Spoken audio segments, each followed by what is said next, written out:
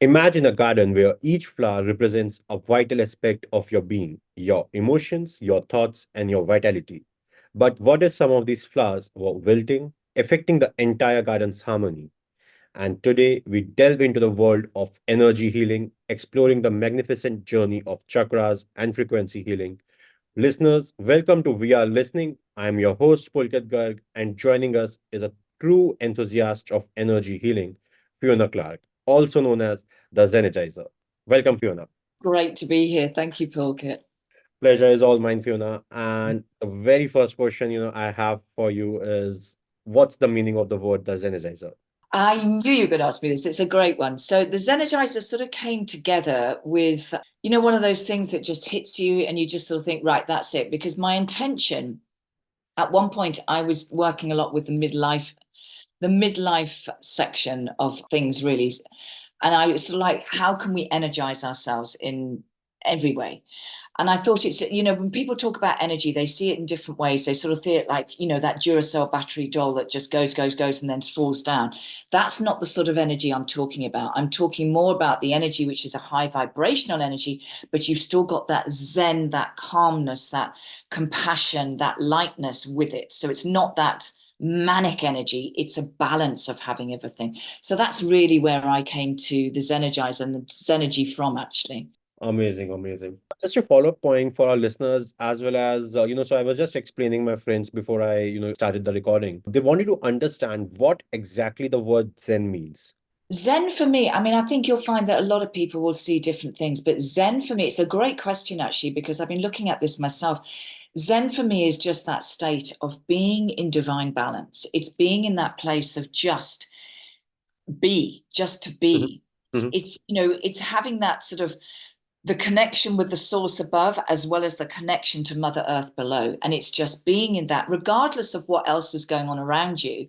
Yeah. And that's the difficult part, isn't it? It's not to get tied up with all the 3D, the manicness, and just still be in that place of absolute divine calm. That's how I see it for me. Other people might have other ways of explaining it, Mhm. but that's my thoughts on it for now.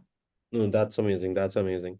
And what got you into energy healing? How, your career path navigated to becoming the Zenergizer in your journey? Okay, so it's a bit of a long journey actually, Pulkit, because like a lot of these things and a lot of the reasons we get into anything, it's something happens Yeah. that triggers us into moving into another direction. And I'd had a car accident. I'd actually had whiplash. I was like the fourth car of five, and then I could see this BMW coming at full speed into the back of me, and there's nothing I could do. So I'd had whiplash sort of in the first bit. And then when he bashed into the back of my car, I had another whiplash injury. And then 3 months later, I was stationary at traffic lights and had another whiplash injury from someone coming into the back of the car.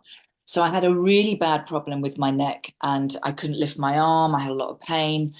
And, I was going to the doctors and the doctors were just saying, and I was in my 20s at the time, that you'll have problems the rest of your life. And I had manipulation under anesthetic. I had all these, I mean, it just went on and on and on. And I had so many issues. Nothing made any difference. Mhm, And a friend of mine who I was working with at the time said to me, do you mind if I try this thing on you? And I was like, you can try anything. mhm. And it was Touch for Health. I don't know if you've heard of Touch for Health, but it's the foundations of kinesiology. Yep. And so basically, I was so like, oh my God, what is this weird stuff? I went to her practitioner who was a kinesiologist and she fixed my neck. And she literally fixed my neck in a couple of sessions. And I've never had issues with it since. I still had to go to the doctors because I was getting the car insurance, which took Mhm, about 4 years. And they were still with the same narrative. You're going to have problems the rest of your life. And I'm like, yeah, I ain't got any problems actually, but I'm not going to tell you that right now. And that's what drew me in. And I was like, I want to know more about this muscle testing. And, we were doing the chakras, we were doing meridians, we were doing all sorts of Chinese series. And I was absolutely like enthralled because I was like, there was another world. It was like walking into a James Bond movie, when you go into one different area and it's something else. And you just think, didn't know this existed. Yep. So that's how it started as a reflex kinesiologist. I then trained as a reflexologist, and that was by default because a friend of mine wanted to help her father who was dying of cancer. And so I did the course with her just to support her, really. And I was hooked. I was like, foot Mm. fetish deluxe, because everything is on your feet, the whole story.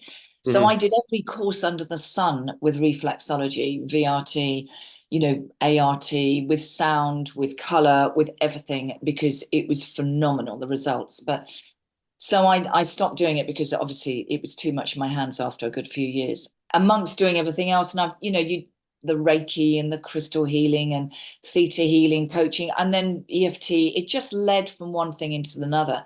So the Zenergizer and the Zenergy has come from this accumulation, if you like, of 32 years of all these different techniques that I've used. And I just pull out these different parts, Hmm. whatever I want for wherever we are now. And then the frequency healing I've been using for the last, specifically technique tool wise, the last almost 3 years now. So that's just taken it into another area. So Okay. that's your quick story on that.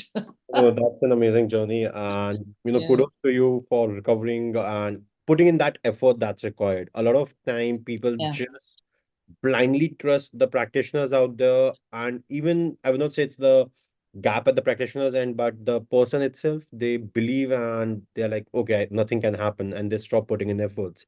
yeah. So, a lot of times it's about the efforts and the things that we are manifesting. If we continuously keep manifesting, that it's not going to happen, so it's not going to happen. But Yeah.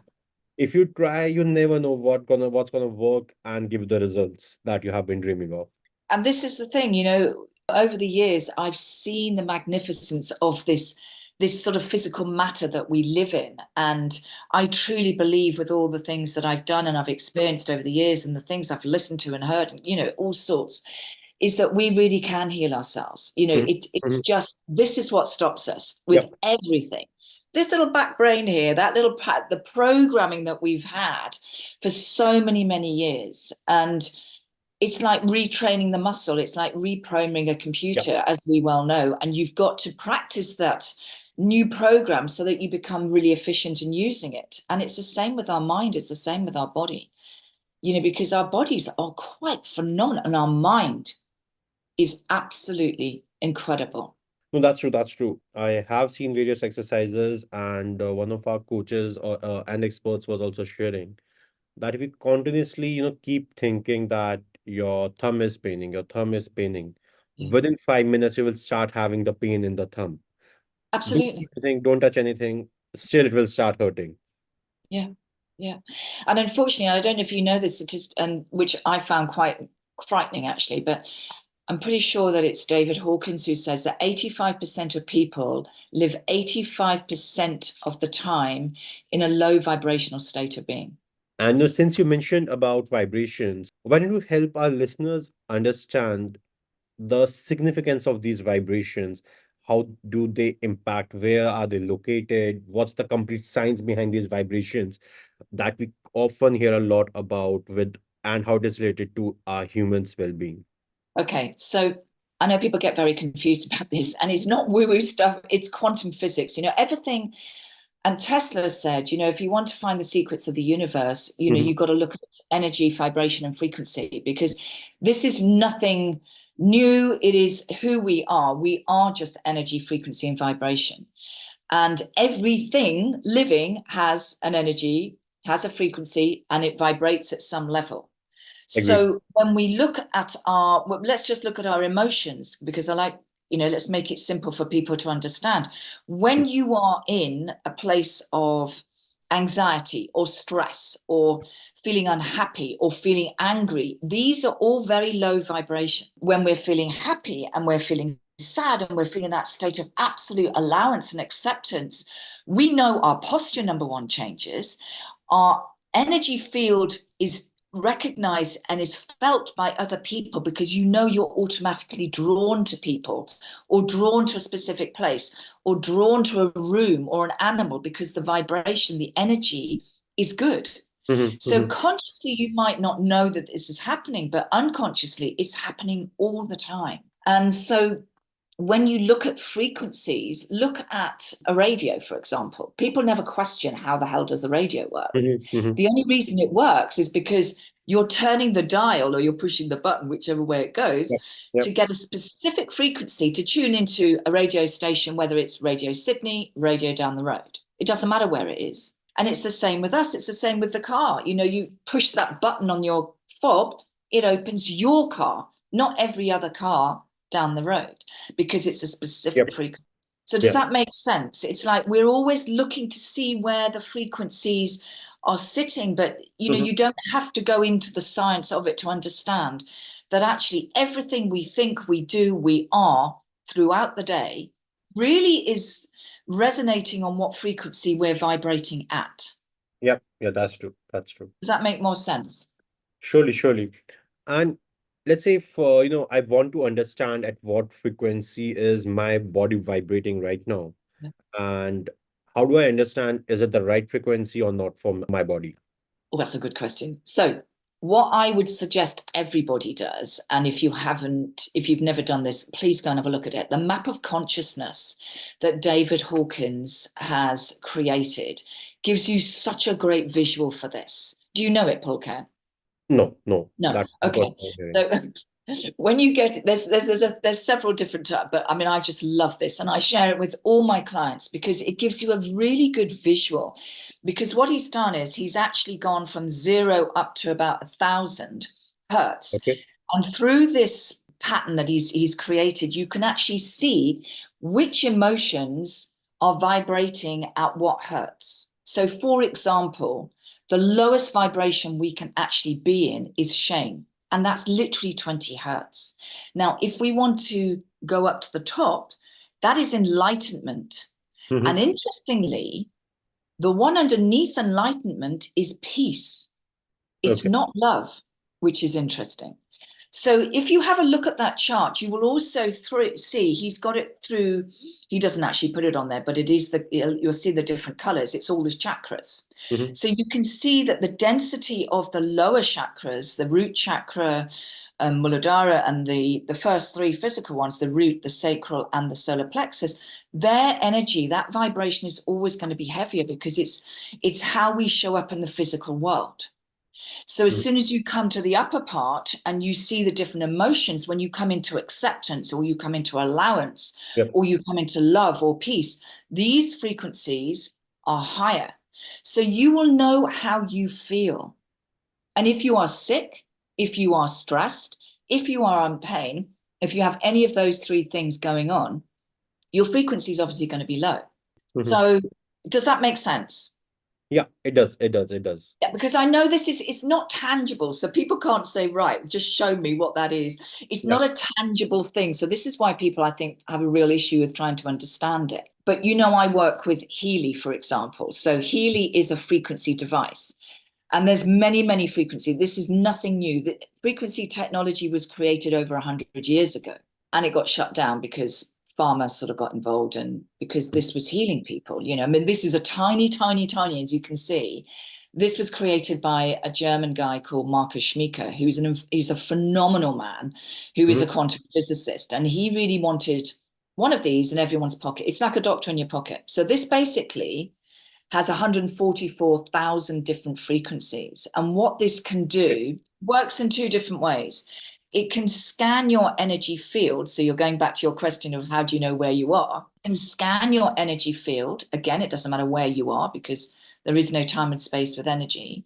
And it will give us a reading, an understanding of what's going on in your body. Now, this may be, we could scan you. We've got so many different programs. I bought it because I was doing a lot of work with the chakras. So it will give us an understanding of which of the chakras are out of balance. But not just that. What is the reason? What is the underlying core reason? What emotionally is going on within you that Hmm. is sending these out of balance? What is it then we can do with the understanding? Is this on a conscious level? Is it on a subconscious level? Is it a karmic issue?